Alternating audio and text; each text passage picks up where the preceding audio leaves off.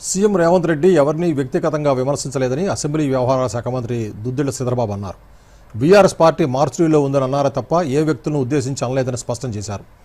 శాసన మండలిలో గవర్నర్ ప్రసంగానికి ధన్యవాదాల తీర్మానంపై మంత్రి శ్రీధర్బాబు మాట్లాడుతూ సభలో ప్రజా సమస్యలను ప్రస్తావిస్తే బాగుంటుందని సూచించారు.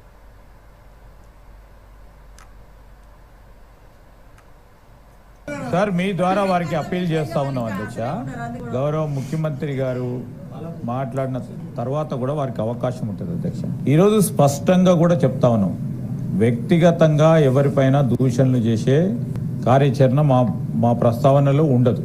వారు కూడా చాలా సందర్భాల్లో మాట్లాడిండ్రు. కానీ ఈరోజు రాజకీయ పరంగా ఏ పరిస్థితిలో ఉన్నారు ఆ పార్టీ అనే అంశాన్ని వారు బయట మాట్లాడిన దాన్ని ఇక్కడ మాట్లాడడం అనేది ప్రజలకు సంబంధించి, తెలంగాణ యావత్ ప్రజలకు సంబంధించిన సమస్యలు, దాని గురించి మాట్లాడమని చెప్పండి సార్.